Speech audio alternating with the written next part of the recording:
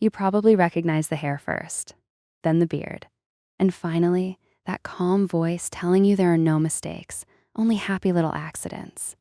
But the man who became one of the gentlest figures in television history once lived a very different life. Before Bob Ross ever stood in front of a canvas, he spent 20 years in the United States Air Force. He rose to the rank of Master Sergeant, where his job required discipline, authority, and sometimes shouting. Yes, the man famous for whispering about peaceful clouds once had to order people around. So how did a strict military sergeant become the painter millions of people still watch to relax, study, and fall asleep? The answer begins far from television studios and art classrooms in the frozen wilderness of Alaska. And the story behind that transformation is more surprising than most people realize.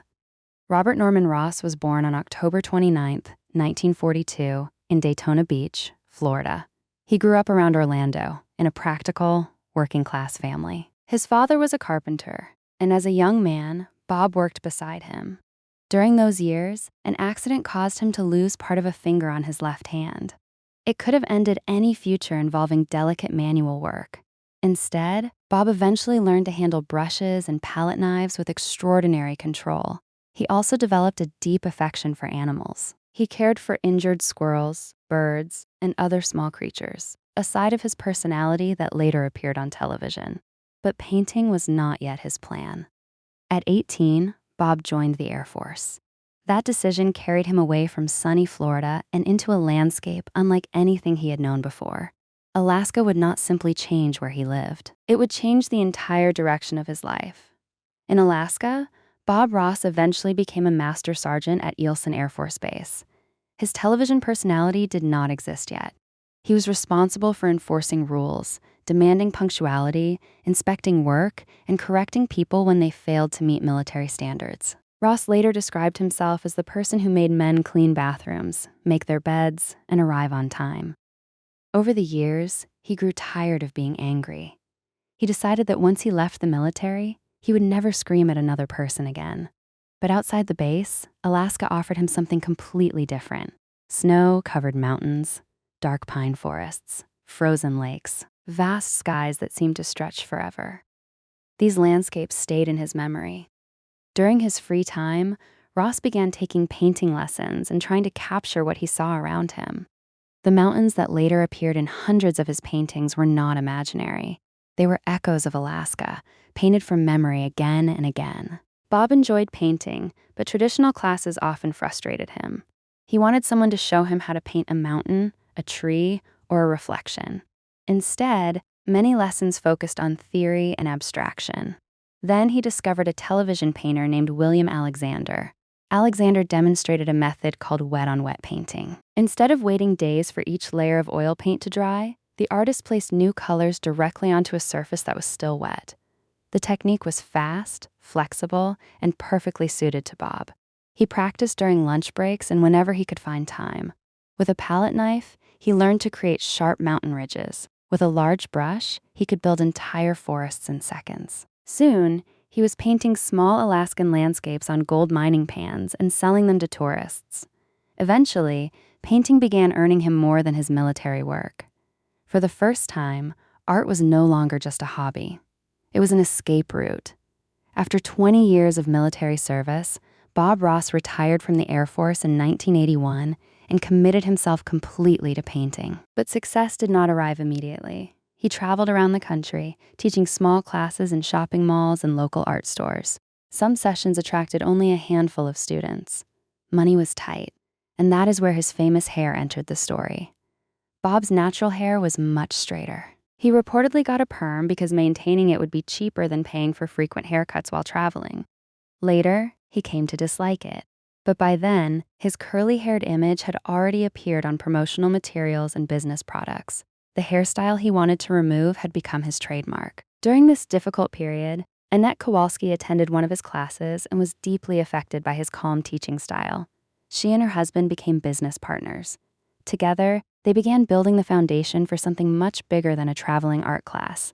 In 1983, The Joy of Painting began airing on public television.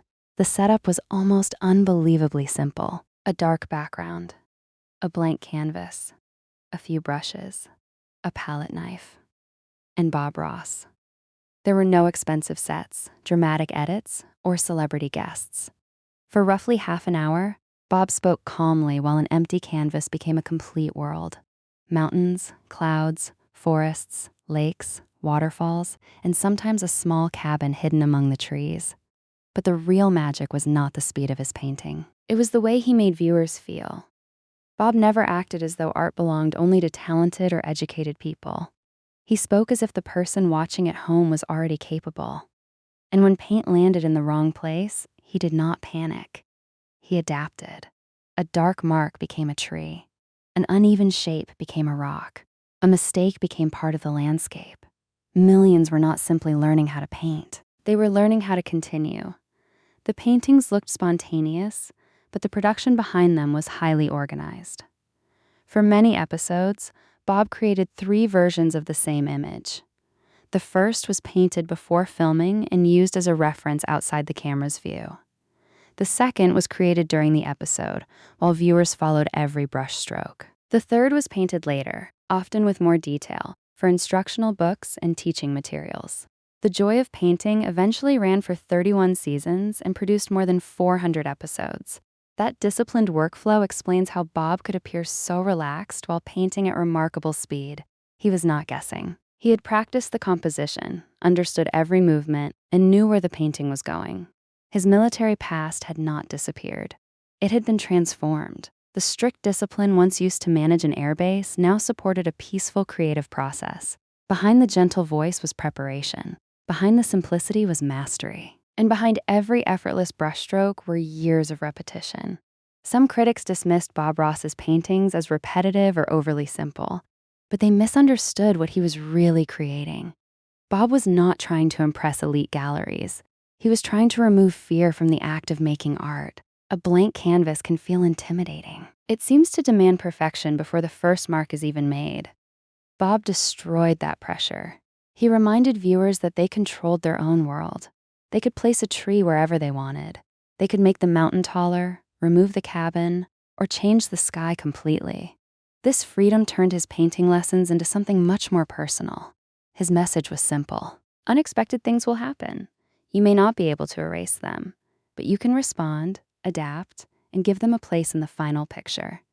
That is why people who never held a paintbrush still connected with him. Bob Ross was teaching art, but quietly, without announcing it, he was also teaching resilience. In the early 1990s, the peaceful world around Bob Ross began to darken. His wife, Jane, died from cancer in 1992. Bob was later diagnosed with lymphoma, but he kept much of his illness private. Viewers continued to see the same calm expression, the same steady hands, and the same reassuring voice. Most had no idea what he was facing away from the camera. The final original episode of The Joy of Painting aired in 1994. Even as his health declined, Bob continued thinking about future work. Before his death, he completed 7 paintings intended for another season. Decades later, those images became the foundation of Bob Ross's unfinished season. On July 4th, 1995, Bob Ross died at only 52 years old. His television career had lasted just over a decade, yet the emotional connection he created would survive far longer than anyone predicted. His final battle was mostly silent, just like the man himself. After Bob Ross died, his story became complicated. Disputes emerged over his company, his name, his image, and the rights connected to his work.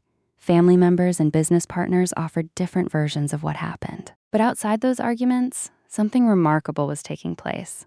A new generation was discovering Bob Ross online. People who had never seen his program on television began watching old episodes on computers and phones. Some wanted to paint. Others wanted background sound while studying. Many simply wanted relief from a loud and anxious world. His paintings and handmade easel entered the Smithsonian's National Museum of American History collection. His unfinished ideas inspired new episodes. His voice remained present decades after his death. Perhaps Bob Ross's greatest work was not a mountain, a forest, or a quiet lake. Perhaps it was the feeling he left behind, the belief that a mistake does not have to be the end. It can become a tree, a shadow, a new direction, and maybe even something beautiful.